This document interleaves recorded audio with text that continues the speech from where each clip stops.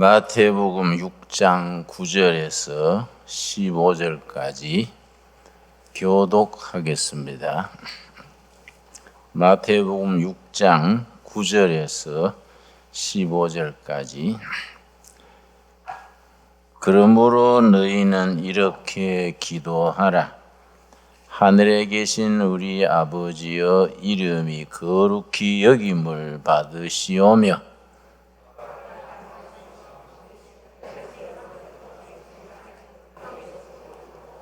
오늘 우리에게 일용할 양식을 주시옵고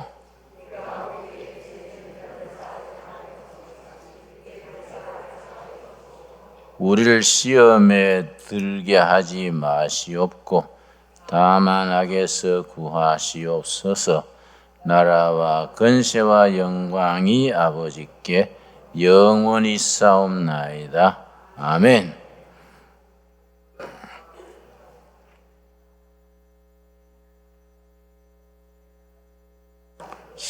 15절 같이 읽겠습니다. 너희가 사람의 잘못을 용서하지 아니하면 너희 아버지께서도 너희 잘못을 용서하지 아니하시리라. 기독교에는 세 가지 보배가 있습니다. 사도신경, 십계명, 주기도문, 교회 3대 보배입니다. 사도신경은 무엇을 믿을 것인가? 신앙 고백의 내용입니다. 십계명은 어떻게 살 것인가? 윤리, 기독교 삶의 내용입니다. 주기도문은 둘 합친 내용입니다. 무엇을 믿고 어떻게 살 것인가?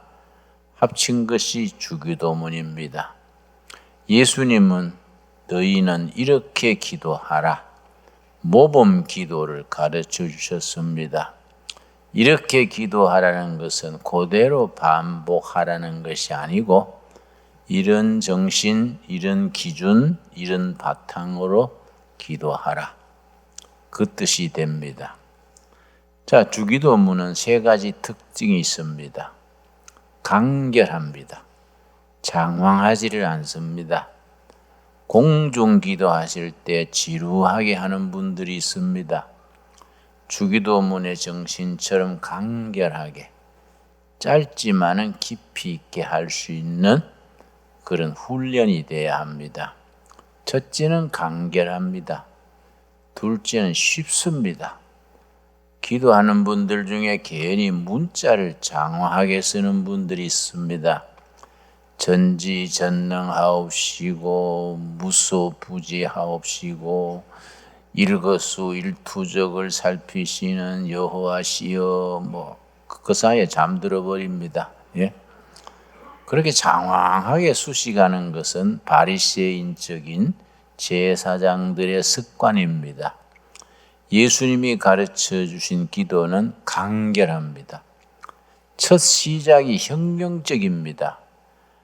아버지시여, 우리 기도는 하늘에 계신 우리 아버지시여 이렇게 나오지만은 헬라 성경 원문이나 영어 성경에는 아버지가 먼저 나옵니다. 예를 들어 영어로 된 주기도문은 시작이 Our Father who art in heaven, 우리 아버지 하늘에 계시는, 이렇게 나갑니다. 바리새인들은 앞에 수식이 길게 붙습니다. 전지전능하시고 자비로우시고 거창하게 나가서 끝에 가서 아버지시여 이러는데 예수님은 그런 기도를 딱 잘라서 아버지. 그래서 예수님께서 어린아이 같은 믿음을 가져라 일러주십니다. 3살, 4살 먹은 아들이 아버지한테 장난감 사달라 하면서 자비로우시고 너그러우시고 인자하신 아버지시여 장난감 하나 사주시옵소서. 그럼 아버지가 놀릴 일이죠. 인마 이 온상재배했나 이런 애가 있노? 그래서 놀리지 않겠습니까? 애들은 당당합니다. 아빠 장난감 이거 사줘. 뭐 지가 무슨 권리가 있는 듯이 요구합니다. 너희가 그런 어린아이 같은 마음으로 기도하라. 예수님의 가르치심입니다. 그래서 주기도문 속에 그런 정신이 배어 있습니다.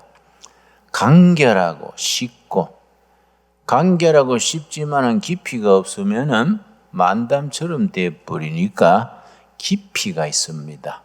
주기도문은 짧은 기도인데 성경 전체에 걸친 내용이 그 속에 녹아들어져 있습니다.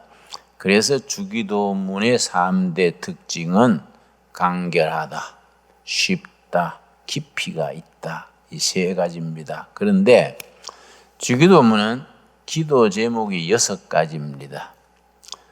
오른손에 3가지, 왼손에 3가지, 6가지 기도 제목을 손에 담아서 하늘 보호자에 올리는 기도가 주기도문입니다. 오른손에는 하늘에 속한 기도 제목 3가지입니다.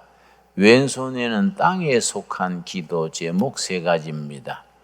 하늘에 속한 기도 제목 3가지, 하늘에 속한 기도 제목 3가지, 6가지 기도 제목을 손에 담아서 하나님 아버지 앞에 드리는 기도가 주기도문입니다. 자, 그러면 먼저 하늘에 속한 기도 제목 3가지가 뭐냐? 너희는 이렇게 기도하라. 하늘에 계신 우리 아버지여, 이름이 여호와의 이름입니다. 이름이 거룩히 여김을 받으시오며, 첫째 이름입니다. 여호와의 이름. 둘째, 나라가 임하시오며, 하나님의 나라입니다. 셋째, 뜻이 하늘에서 이루어진 것 같이 땅에서도 이루어지이다. 아버지의 뜻입니다. 여호와의 이름, 하나님의 나라, 아버지의 뜻, 요 3가지가 하늘에 속한 기도 제목이고, 땅에 속한 기도 제목 역시 3가지입니다. 오늘 우리에게 일용할 양식을 주시옵고, 일용할 양식입니다. 일용할 양식. 둘째, 우리가 우리에게 죄 지은 자를 사하여 준 것 같이 우리 죄를 사하여 주시옵고, 죄의 용서입니다. 첫째는 일용할 양식, 둘째는 죄의 용서, 세 번째, 우리를 시험에 들게 하지 마시옵고 다만 악에서 구하시옵소서, 악에서 보호. 이 3가지가 땅에 속한 기도 제목 3가지입니다. 다시 말씀드립니다. 일용할 양식, 죄의 용서, 악에서 보호. 이 3가지를 왼손에 담아서 하늘에 속한 기도 제목 3가지, 땅에 속한 기도 제목 3가지, 6가지를 양손에 담아서 하늘 아버지께 올리는 기도가 주기도문이고, 모든 기도 중에 모범이 되는 기도로 너희는 이렇게 기도하라. 예수님께서 그렇게 일러주셨습니다. 주기도문을 우리 같은 모태신앙이 좀 위험한 게 있습니다. 아까 누가 모태신앙을 못된 신앙이라고 표현을 합니다마는 위험한 게 있습니다. 왜냐? 철들기 전부터 주기도문을 암송해버립니다. 아마 내가 4살 그때쯤 주기도문을 다 한 것 같아요. 4살 때부터 지금까지 주기도문을 예배 때마다 드리니까 이 몸에 배어가지고 하늘에 계신 우리 아버지 생각 없이 주르르 나가서 아멘 합니다. 뭔 기도 드리는지도 그거 생각 안 하고 그냥 주르르 얼음에 바가지 밀듯이 쫙 나가서 아멘 하고 끝나버립니다. 그 위험한 겁니다. 기도 내용 한 가지 한 가지를 꼽씹으면서 우리 영혼의 양식이 되도록 혼을 실어서 드리는 기도가 돼야 되는데, 모태신앙이 위험한 것이 그냥 습관화돼 가지고 주르르 나가버리고 아멘. 이러니까 이게 이제 신앙이 겉돌게 됩니다. 우리 영혼에 울림이 없이 겉돌게 되면 신앙이 습관화되어 버리게 됩니다. 위험한 일이지요. 그래서 이 주기도문 잘하는 것 같지만은 피부 속에 깊이, 뼈 속에 깊이 담을 수 있도록 차근차근 곱씹으면서 공부를 할 필요가 있습니다. 주기도문의 위력에 대해서 우리 1950년대 미국에서 있었던 유명한 사건이 있습니다. 1950년대에 미국의 10대 재벌 중에 한 분이, 미국의 10대 재벌 하면 우리나라 삼성, 현대는 저리 가랍니다. 미국의 10대 재벌 하면 엄청난 그런 부자입니다. 이분이 무슨 병이 걸렸느냐 하면은 전신무력증이란 병이 걸렸습니다. 너무 스트레스가 지나치고 너무 이 과중한 부담에 짓눌리면은 어느 순간에 가서 푹 건강과 정신 상태가 툭 떨어져 가지고 정신무력증에 걸립니다. 밥을 먹을 생각도 없고 자도 잠오고 완전히 무력해집니다. 꼼짝도 하기 싫고 움직이기도 싫고 숨 쉬는 거 외에는 다 귀찮습니다. 그런 무력증에 빠지면요, 약이 없습니다. 미국의 10대 부자니까 무슨 처방을 안 해봤겠습니까? 좋다는 약은 다 써보고 명의는 다 불러다가 진찰하고 했는데 대책이 없었습니다. 그런데 미국의 유명한 심리학자가, 그러니까 정신치료 전문가가 그 재벌에게 말했습니다. 회장님의 병은 미국에서는 못 고칩니다. 그 당시에 스위스 제네바에 융이라는 세계적인 정신분석가, 심리학자가 있었습니다. 프로이드의 제자고 그 아주 세계적인 정신분석 전문이지요. 융입니다, 이름이. 융 선생님을 찾아가서 한번 상담을 해보십시오. 그 추천을 해줬습니다. 부자니까 자가용 비행기를 타고 스위스로 갔습니다. 가서 융 선생 만나가지고 이제 진단을 받았는데 여러 가지 물어보고 대화를 하더니 융 박사가 회장님의 증세는 딱 한 사람만 고칠 수 있습니다. 귀가 번쩍 뜨이지요? 그런 사람이 있습니까? 그러니까 그때 소련 시대입니다. 모스크바에서 북쪽으로 200km 가면 어떤 수도원이 있습니다. 그 수도원 원장님이 영적 치료, 영적 치유, 스피리추얼 힐링, 영적 치유의 대가입니다. 그분을 만나서 영적으로 치유받으십시오. 내가 추천서를 써드리겠습니다. 그리고 이제 추천서를 써줬습니다. 그러니까 또 이제 그때 소련 시대니까 미국 자가용 비행기가 가기가 쉽지 않지요.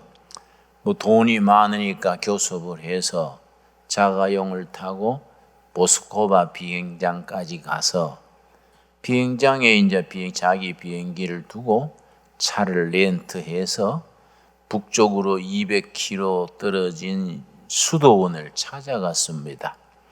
찾아서 원장님 뵙고 융 박사님의 소개서를 드리고 제가 좀 치유받고자 왔습니다. 그랬더니 원장님이요, 가만히 보더니 그럼 오늘 잘 주무시고 내일 아침 9시에 오십시오. 그 말만 했습니다. 그날 저녁에 자고 아침 9시에 갔더니 딴 거 아니에요. 주기도문을 아십니까? 미국 사람들은 다 유엔주일 학교 다녔으니까 예, 압니다. 그러니까 그러면 주기도문을 오늘 300번을 하고 내일 아침에 다시 오십시오. 그게 처방이요. 그래 주기도문을 그날 그러고 이제 동방정교회입니다. 러시아는 동방정교회, 캐톨릭은 묵주가 있습니다. 묵주. 불교에서는 염주라 그러고 기독교에서는 묵주라 그러는데 이제 알맹이 하나씩 제끼면서 주기도문 한 번씩 하는 겁니다. 묵주를 하나 주면서 주기도문 한 번 하고 알맹이 하나 제끼고 이렇게 300번을 하십시오. 그렇게 묵주를 줬습니다. 그래 방에 들어앉아서 주기도문을 300번 한 겁니다. 그 다음날 갔더니 어제 300번 했습니다. 그럼 오늘은 600번을 하십시오. 그 다음날 또 갔더니 900번을 하십시오. 매일 주기도문 300번, 300회를 올리는 겁니다. 이게 이틀 가고 열흘 가고 4,500번까지 올라갔습니다. 너무 열받은 거예요. 사람을 놀리나. 미국에 주기도문 할 자리가 없어서 소련까지 와서 이러냐? 이 사람이 나를 갖고 논다. 당장 귀국하자. 회장이 화를 내가 보따리 싸라고 그러니까 비서진들이 액을 하는 거야. 회장님, 융 박사가 괜히 보냈겠습니까? 며칠만 더 해봅시다. 그러니까 아이 주기도문 그걸 내가 윤주학기 때부터 한 게인데 그걸 할 자리가 없냐? 집에 가서 해도 돼요. 그러니까 아닙니다. 시킨 대로 해봅시다. 좋다. 하루만 더 하고 가자. 그게 이제 4,800번 하는 날이지요. 주기도문을 4,800번 하는 동안에 성령이 임했어요. 성령이 임해가지고 그렇게 영적인 은혜가 쏟아져가지고 자기 교만한 게 다 드러나고 자기 참 헛된 꿈 꾸고 살았던 하나님 앞에 자기가 영적인 거지요. 영적인. 내가 돈만 많았지 내가 영적으로는 완전히 거러지구나. 회개의 눈물을 쭉쭉 흘리면서 내가 무슨 미국 부자라고 교만해가지고 하나님을 우습게 보고 하나님 자리에 내 비즈니스가 있었구나. 그러고서는 그렇게 회개의 눈물을 줄줄 흘렸는데 그날부터 달라지는 겁니다. 그 전신무력증이 그냥 회복돼 버린 거예요. 그래서 아주 미국에서 유명한 세계적인 성공 사례입니다. 이 기도문이 가지는 영적 파워가 있습니다. 영적 에너지가 있습니다. 내가 왜 이 말씀 실화를 소개하느냐 하면은 우리는 주기도문을 건성건성하래요. 사도신경 드릴 때도 그러하지만은 너무 건성건성. 하늘에 계신 우리 아버지 이름이 거룩히 여김을 받으시오며 나라와 권세와 영광이 아멘. 이러고 끝나버리니까 우리 영혼에 울림이 없고 영적 스파이크가 일어나지 않는 겁니다. 이걸 극복을 해야 돼요. 기도 드릴 때에 주기도문이든지 사도신경이든지 구절구절 우리 영혼에 꽃이 누룩 그렇게 영적으로 되새김질을 하면서 기도를 드려야 되는데 우리가 그렇지를 못합니다. 자, 주기도문의 6가지 구조는 이해하셨지요? 하늘에 속한 기도가 몇 가지라고요? 3가지. 땅에 속한 기도가 몇 가지지요? 3가지. 합쳐서 6가지를 하나님 앞에 드리는 겁니다. 드린다는 표현이 중요합니다. 우리가 하나님 앞에 나아갈 때는 기도로 나갑니다. 우리 하나님을 만나는 방법이 기도입니다. 우리가 기도로 하나님께 나아가면 하나님은 우리에게 말씀으로 오십니다. 그래서 우리는 기도로 아버지께 나아가고 하나님 아버지는 말씀으로 다가오셔서 기도와 말씀이 만나는 자리, 일본식으로 표현하면 아다리 되는 아다리, 영어로 타치입니다. 타치. 거기에서 영적 각성이 일어나고 치유가 일어나고 역사가 일어나는 겁니다. 자, 그러면은 너희는 이렇게 기도하라. 하늘에 계신 우리 아버지여. 아버지의 이름입니다. 아버지의 이름. 우리가 성경상으로 여호와의 이름을 열심히 부르는 자체가 영적인 에너지입니다. 이름을 열심히 불러야 합니다. 그래서 우리 기도할 때 다른 건 못해도 아침에 일어나서 아버지, 오늘도 아버지 이름 부릅니다. 응? 이름 불러야 돼요. 자꾸 불러야 됩니다. 시편 23편 다윗이 참 어려운 시절에 밑바닥에서 정말 사울이 자기를 죽이려고 막 그렇게 힘쓰니까 완전히 바닥에서 하루하루 기적적으로 살아갈 때에 다윗이 읊은 신앙시가 시편 23편입니다. 여호와는 나의 목자시니 내게 부족함이 없으리로다. 그가 나를 푸른 풀밭에 누이시며 쉴만한 물가로 인도하시는도다. 3절 같이 읽겠습니다. 내 영혼을 소생시키시고 자기 이름을 위하여 의의 길로 인도하시도다. 자기 이름 때문에 우리 영혼을 소생시키시고 의로운 길로 인도하시는 겁니다. 우리가 살아가는 행실은 하루하루 하나님 앞에 참 시원찮게 살지 않습니까? 우리가 목사님, 장로님, 권사님 그렇게 이름 붙이고 교회 다녀도 속 사람이가 그럴 자격이 별로 없지 않습니까? 다 시원찮은데 그럼에도 불구하고 우리가 여호와의 이름을 부릅니다.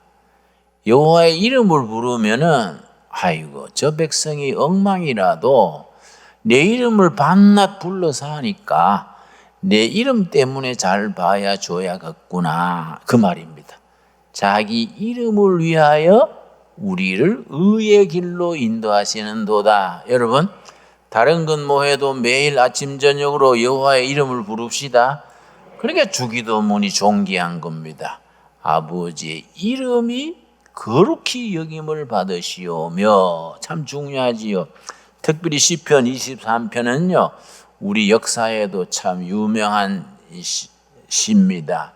6.25 전쟁 났을 때에 이승만 정부가 진해로 옮겼지 않습니까?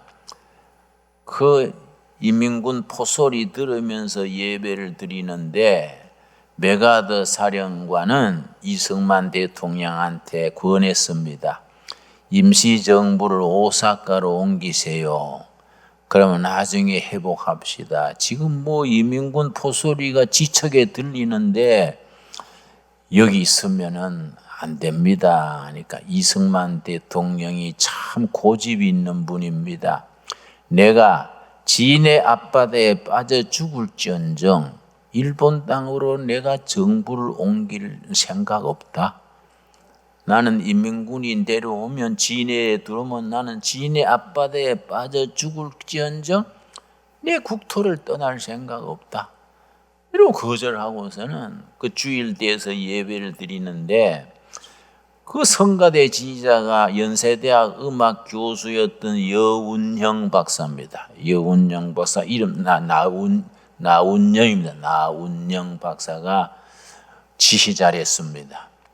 근데 나운영 박사님이 내일 예배를 드리는데 무슨 찬양을 부를까 고민한 거지요. 찬송가 이거저거 뒤지다가 다 그 시기에 안 맞는 겁니다.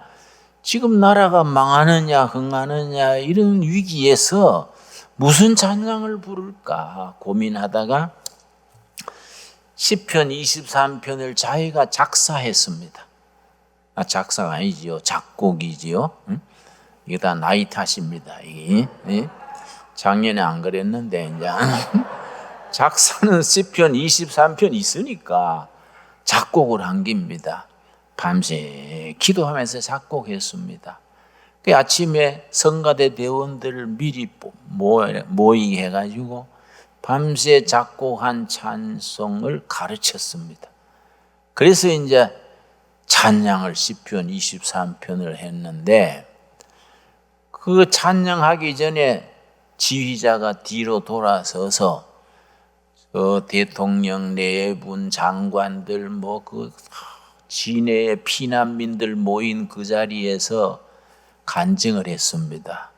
대통령, 각하, 내분, 국민 여러분, 오늘 예배에서 무슨 찬양을 드릴까 고민하다가 내가 작곡을 했습니다. 내가 이 곡을 울면서 작곡했습니다. 시편 23편 여호와는 나의 목자시니 작곡을 했습니다. 그러고 이제 찬양 지휘를 하는데 성가대 대원들이 울면서 찬송 부르는 게 울면서, 그러니까 찬양이 잘 안 되지요. 흐느껴 울다가 찬양하다가 나운영 지휘자도 눈물 닦으면서 지휘하고, 그러니까 이승만 대통령 네 분과 모든 사람들이 그 찬양 시간에 같이 울었습니다. 같이 눈물로 조국이 공산화되지 않도록 해달라고 간절한 마음으로 기도하면서 찬양을 그렇게 시간 받았습니다. 이게 이제 이 찬송이 여호와는 나의 목자시니, 그 곡이 여호와는 나의 목자시니 내게 부족함이 없으리로다. 이 나운영 교수가 그날 밤에 울면서 작곡해가지고 울면서 지휘했던 그 곡입니다. 내가 목청이 좀 하면 신나게 부르겠는데 참 아쉽네요. 참 이 귀한 찬송입니다. 우리 조금 서두에 같이 한번 불러보겠습니다. 여호와는 나의 목자시니 내게 부족함이 없으리로다. 나로 하여금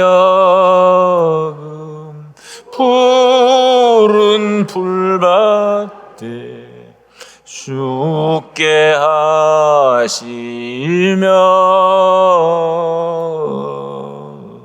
쉴만한 물가로 인도하시도다. 자, 우리가 이제 이런 찬송가는 우리 예배 시간에 아주 음악 잘하는 분이 한번 독창을 한번 하는 것도 좋겠지요. 미리 준비를 못했습니다. 자기 이름을 위하여 우리를 의의 길로 인도하시는도다. 그 주기도문에 아버지 이름이 거룩히 여김을 받으시오며, 그 여호와의 이름, 주의 이름이 얼마나 위대한 이름입니까? 사도행전 3장에 예수 그리스도의 이름, 여호와의 이름이 얼마나 위대한 이름인지 사도행전 3장에 사도 바울이 예루살렘 성문 앞에, 예루살렘 성전 미문 앞에 있는 안전베이에게 예수의 이름으로 그를 회복시킨 역사가 나옵니다. 지금 또 그 예수의 이름은 살아계신 이름입니다. 사도행전 3장에서 효과가 끝난 이름이 아니다 이거예요. 안 그렇습니까? 사도행전 3장 6절, 나면서 안전베이가 성전 미문 앞에서 구걸하는데 그 구걸하는 사람을 예수님이 보고 뭐라 그랬습니까? 6절, 베드로가 이르되 은과 금은 내게 없거니와. 옳은 말이지요. 교회가 돈 자랑하는 데입니까? 교회가 정치하는 데입니까? 은과 금은 내게 없거니와. 교회가 여러분, 어떤 교회들은요 교회에 돈을 쌓아 놓습니다. 몇십억. 내 친구 목사님 교회가, 어느 교회를 안 가겠습니다마는 돈을 50억을 은행에 예치 전에 해놨었는데 그것 때문에요 장로님들이 싸움 났어요. 왜냐? 서로 재정위원장 하려는 겁니다. 은행에 돈이 몇십억 있으니까 명절 되면 은행장이 소갈비 갖다 주고 취직하는 것도 부탁하면 척 넣어주고, 그게 아주 권세가 된 거예요. 그래서 그 돈 때문에 교회가 자꾸 분쟁이 생긴다 그래. 그래 내가 얼른 써버려. 왜 돈을 쌓아나? 교인들은 돈이 많아야 되고 교회는 가난해야 돼. 안 그렇습니까? 목사와 교인은 가난해서 그저 자꾸 교인들 부자가 헌금 내면 자꾸 전도비로, 구제비로, 교육비로, 선교비로 쓰면 하나님이 채워주시는 거요. 교회가 돈 자랑하면 큰일 나. 거기 사탄이 틈타는 겁니다. 은과 금은 내게 없거니와, 그 말씀 이해하지요? 은과 금은 내게 없거니와 내게 있는 것으로, 그때나 지금이나 교회가 있는 것으로 드립니다. 교회 가진 게 뭡니까? 예수의 이름으로 걸으시오 하고 오른손을 잡아 일으켰더니 예수의 이름이 능력이에요. 능력. 예수의 이름으로 걸으시오 하니까 발과 발목이 힘을 얻었다. 평생 발목에 힘이 없어서 일어서지 못했던 사람이 예수의 이름이 역사하니까 발목에 힘을 얻고 뛰어서서 걸으며 하나님을 찬양했다 그랬습니다. 그래서 우리가 주기도문을 드릴 때에 아버지의 이름이 거룩히 여김을 받으시오며, 그 존귀한 이름을 주기도문을 드릴 때마다 거룩한 마음으로 그 이름을 부를 수 있게 되기 바랍니다. 그 다음에 뭡니까? 나라에 임하옵시며, 하나님의 나라가 땅에 임하는 겁니다. 여러분, 예수님의 첫 번째 설교가 뭔지 아십니까? 예수님의 첫 설교, 마가복음 1장 15절이 예수님의 첫 설교입니다. 첫 설교니까 뭐 심각한 말씀 하지 않았겠습니까?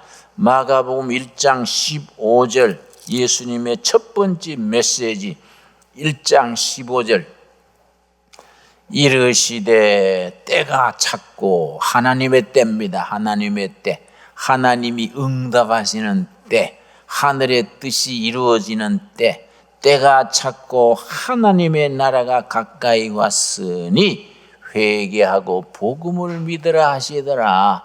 예수님의 첫 설교가 하나님의 나라가 왔다.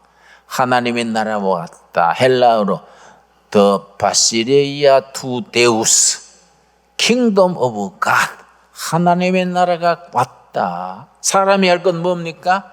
회개해라. 잘못 살았던 거, 잘못된 인간관계, 하나님 앞에 허물진 거 다 고쳐라. 고치고 버리고 다시 그 자리로 돌아가지 말아라.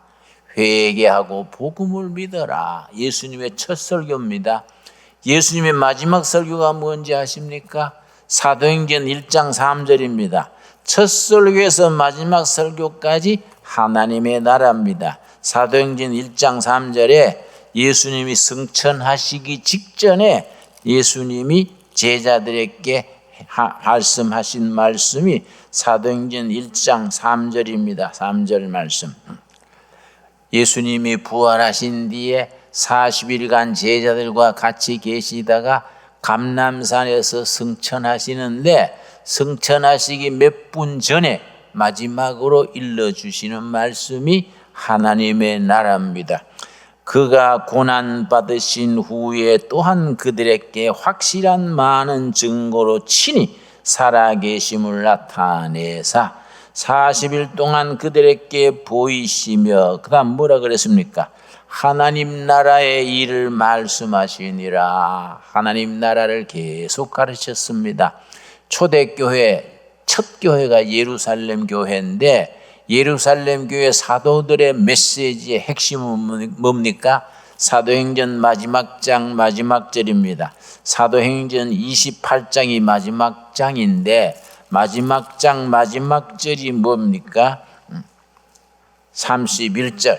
사도행전 28장 31절에 사도 바울이 마지막 늘 설교했던 주제를 일러줍니다. 사도행전 28장 31절, 하나님의 나라를 전파하며 주 예수 그리스도에 관한 모든 것을 담대하게 거침없이 가르치더라. 하나님의 나라, 사도들은 처음부터 끝까지 하나님의 나라를 전했습니다. 그래서 우리 성도들이 하나님의 나라에 대해서 확실한 개념이 마음속에 딱 자리 잡고 있어야 됩니다. 성경 전체 중에서 하나님의 나라란 말이 처음 등장한 것은 다니엘서 2장입니다. 다니엘서 2장 44절에 하나님의 나라란 말이 성경에 처음으로 공식적으로 등장합니다. 그 전에는 간접적으로 비유로 그렇게 언급됐는데 저 다니엘서 2장에 가서 아주 공식적으로 나라에 대한 얘기가 나옵니다. 2장 44절 말씀. 이 여러 왕들의 시대에 하늘의 하나님이 한 나라를 세우시리니 세상 왕들이 뭐 전쟁하고 찢고 뽑고 뭐 힘드는데 하나님이 직접 나라를 세우는 겁니다. 하나님이 세우신 나라니까 하나님의 나라지요. 한 나라를 세우시리니 이것은 영원히 망하지도 아니할 것이요 그 국권이 다른 백성에게로 돌아가지도 아니할 것이요 도리어 이 모든 나라를 쳐서 멸망시키고 영원히 설 것이라. 세상 나라들은 망하고 흥하고 엎치락 뒤치락 하지만은 영원히 망하지 않는 나라, 무슨 나라입니까? 하나님의 나라. 거기 다니엘서 2장에 처음 하나님의 나라 얘기 나옵니다. 그런데 구약 전통에서도 계속 하나님의 나라 얘기가 나오는데 그걸 일일이 공부하자면은 우리가 시간이 너무 많이 가니까 그 정도 언급하고 신약에 가서 하나님의 나라를 이해하려면은 5가지를 이해해야 됩니다. 신약에서 하나님의 나라를 이해하려면 몇 가지라고요? 5가지. 요걸 요점을 딱 파악하면은 하나님의 나라에 대해서 윤곽을 알 수가 있습니다. 제일 먼저 요한복음 1장 12절. 요한복음 1장 12절. 평소에 우리가 성경을 그냥 더듬어서 알지 말고 봉사 밤길 걷듯이 대충 그렇게 짚어서 알지 말고 확실하게 성경 말씀을 이해를 하고 신앙생활을 해야 됩니다. 요한복음 1장 12절에 첫 번째 하나님의 나라에 대한 신약적인 이해입니다. 1장 12절 영접하는 자 곧 예수님을 주인으로 영접하는 자 모시는 자 곧 그 이름을 믿는 자들에게는 예수님을 영접한다는 말은 다른 말로 믿는 자다. 예수를 믿는다는 것은 예수님을 내 삶의 주인으로 모시는 것이다. 영접하는 자 곧 그 이름을 믿는 자들에게는 하나님의 자녀가 되는 권세를 주셨으니 천국 시민권을 줬다는 겁니다. 하나님 나라의 시민권을 주셨다는 겁니다. 누구에게 줬습니까? 영접하는 자 곧 믿는 자는 하나님 나라 시민권. 우리는 시민권이 둘입니다. 대한민국 시민권, 대한민국 국민 자격, 하늘나라의 시민권. 우리는 2가지를. 이 땅에서는 대한민국 국민이고 이 땅을 떠나면 하나님 나라에 또 그리 편입이 되는 겁니다. 여러분 확신하십니까? 아멘 하십니까? 이 아멘 해야 돼요.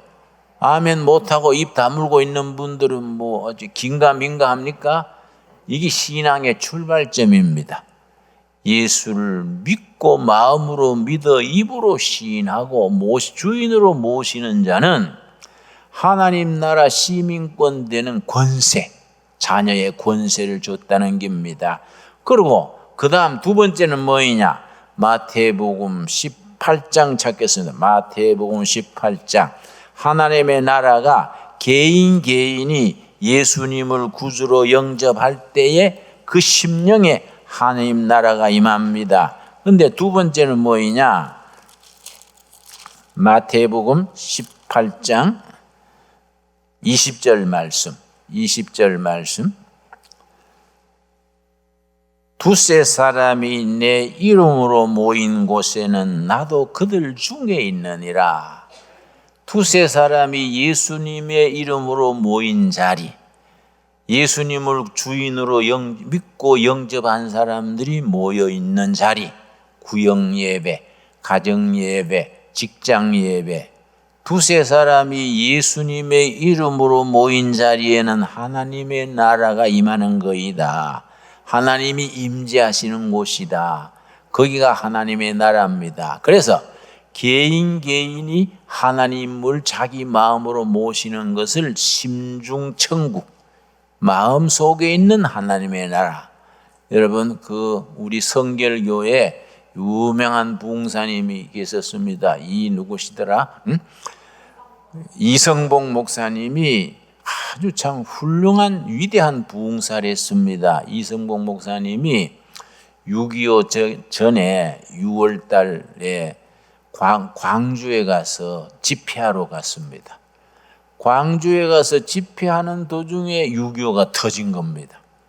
서울에 길이 막히니까 집회하던 데서 서울로 못하고 기차도 끊어지고 차도 끊어지고 이민군은 밀려 내려오니까 광주에 머물렀다가 이민군이 광주시를 점령하게 된 겁니다. 그러니까 우익 인사들, 애국지사들 전부 체포해가지고 감옥에 넣은 거예요. 그래 이제 감옥에 넣어놓고서는 한 명 한 명 신분 조사를 해가지고 총살도 시키고 풀어주기도 하고 그래 감옥에 넣어두기도 했는데 이성복 목사님 또 조사받으러 나간 거예요. 근데 인민군 소위가요, 소위 계급단 젊은 소위가 목사 새끼구만? 이성복 목사라고? 너 하늘나라 가봤어? 너 하늘나라 봤어? 예, 네 가봤습니다.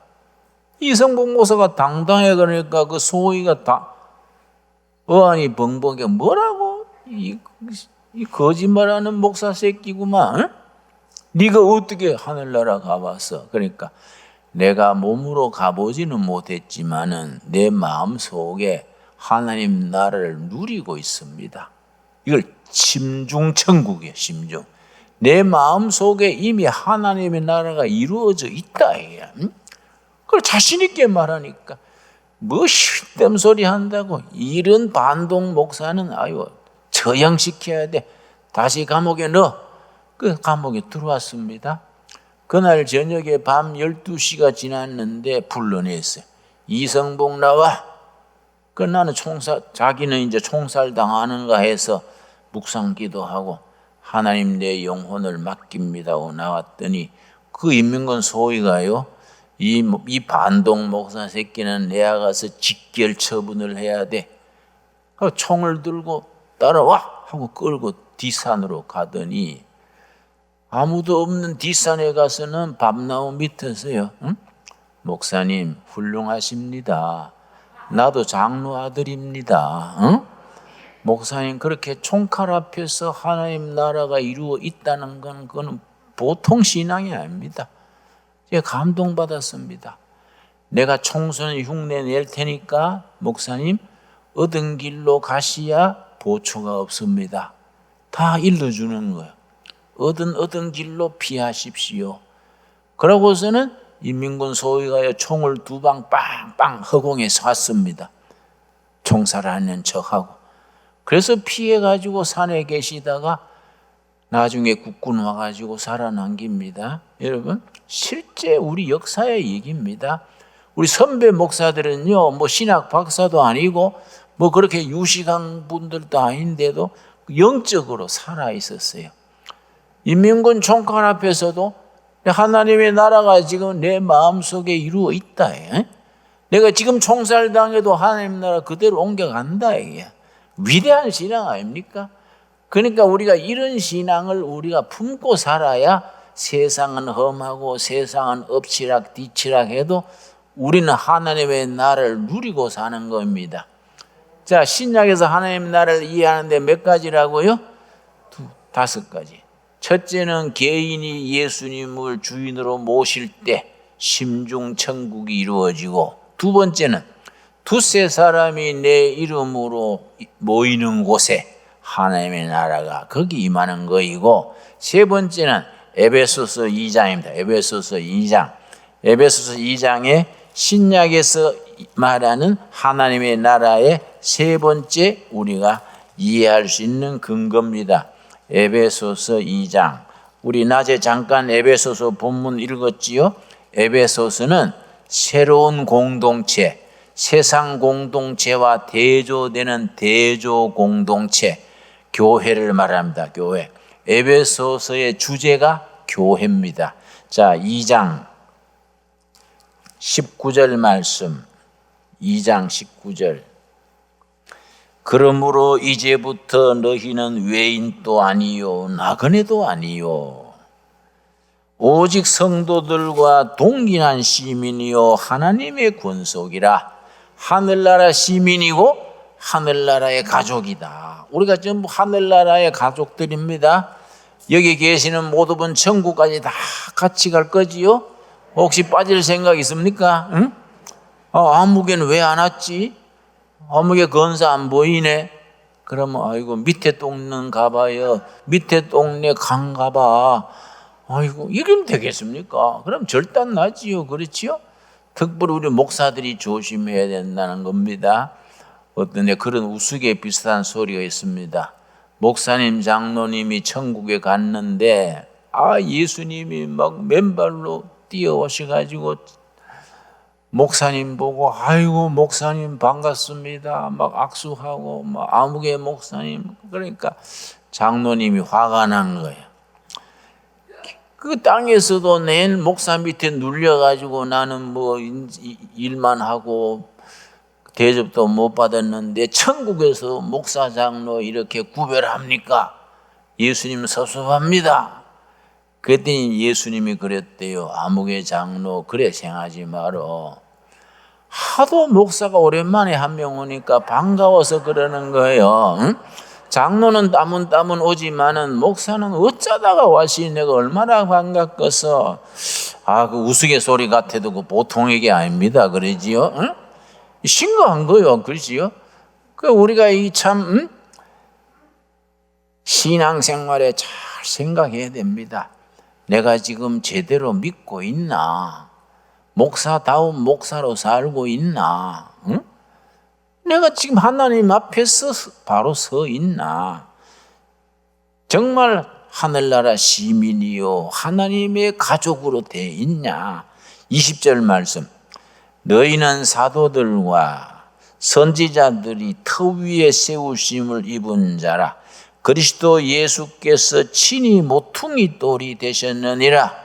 교회의 기초는 예수님이고 그 위에 그의 안에서 건물마다 서로 연결하여 주 안에서 성전이 되어가고 예수님이 모퉁이 돌이고 그 위에 세워지는 교회입니다.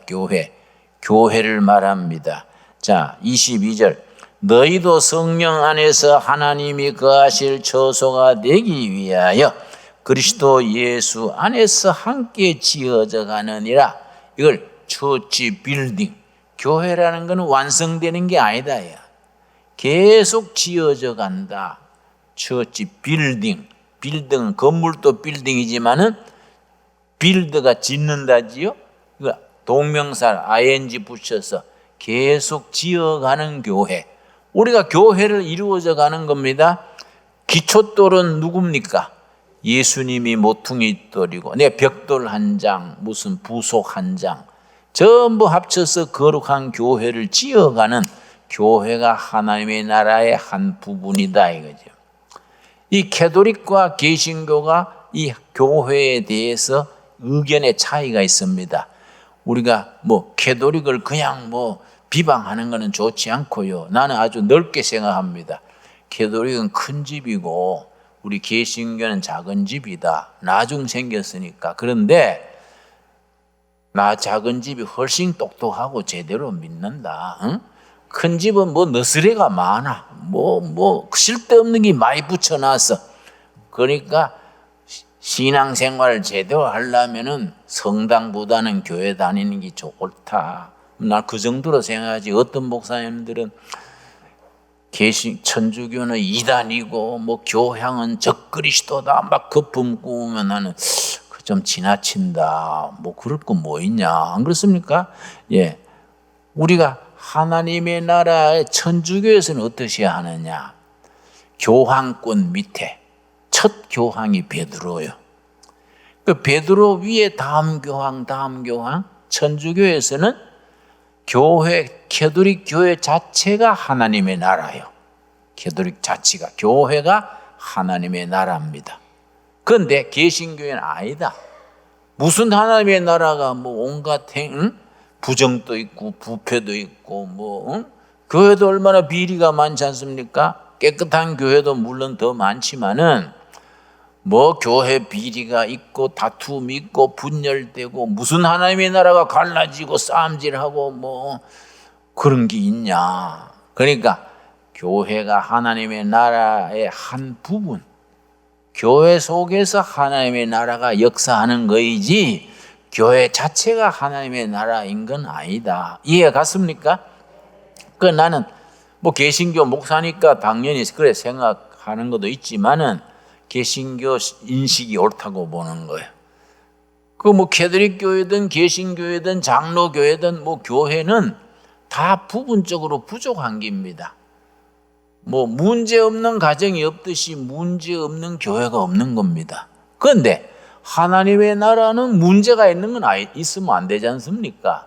하나님의 나라가 문제 있는 건 안 되지요. 그러니까 이제 우리가 다 하늘 나라의 시민이고 권속이지만은 우리가 그렇다고 해서 교회 자체가 하나님의 나라 본체다 말하는 것은 지나친 해석이다. 저는 그렇게 생각합니다. 자, 네 번째가 뭐냐? 요한계시록 20장. 요한계시록 20장에 보면은 성경에 나오는 하나님의 나라의 네 번째가 나옵니다. 계시록 20장 4절 말씀. 그래서 성경을 하나님의 나라는 단어 하나 가지고 성경 전체를 이해해야 되기 때문에 주기도문이 깊이가 있는 겁니다. 주기도문이 간단한 기도지만은 하나님의 나라 여호와의 하나님의 나라 아버지의 여호와의 이름 아버지의 뭡니까? 뜻. 이거 하나하나 속에 성경 전체가 거기에 뿌리를 두고 있으니까 주기도문이 간단한 기도지만은 깊이가 있다 이거죠. 요한계시록 20장 4절. 또 내가 보좌들을 보니 거기에 앉은 자들이 있어 심판하는 권세를 받았더라. 또 내가 보니 예수를 증언함과 하나님의 말씀 때문에 목배임을 당한 자들의 영혼들과 또 짐승들과 그의 우상에게 경배하지 아니하고 그들의 이마와 손에 그의 표를 받지 아니한 자들이 살아서 그 다음 같이 읽겠습니다. 그리스도와 더불어 1000년 동안 왕노릇하니. 그 유명한 천년왕국입니다. 성경 전체 속에서 이단이 제일 많이 나오는 부분이 요한계시록 20장 천년왕국입니다.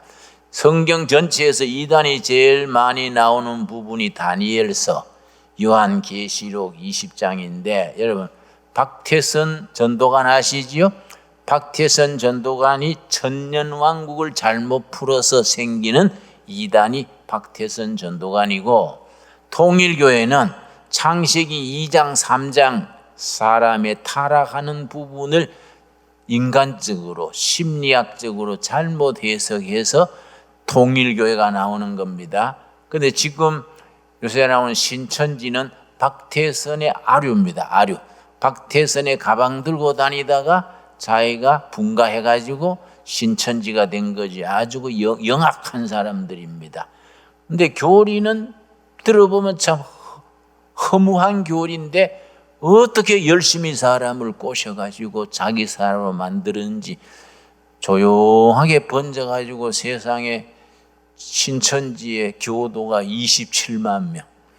그 중에 20대, 30대가 절반 넘어요. 그래서 나는 그걸 알고서는 우리 목사들은 헛개비다, 헛개비.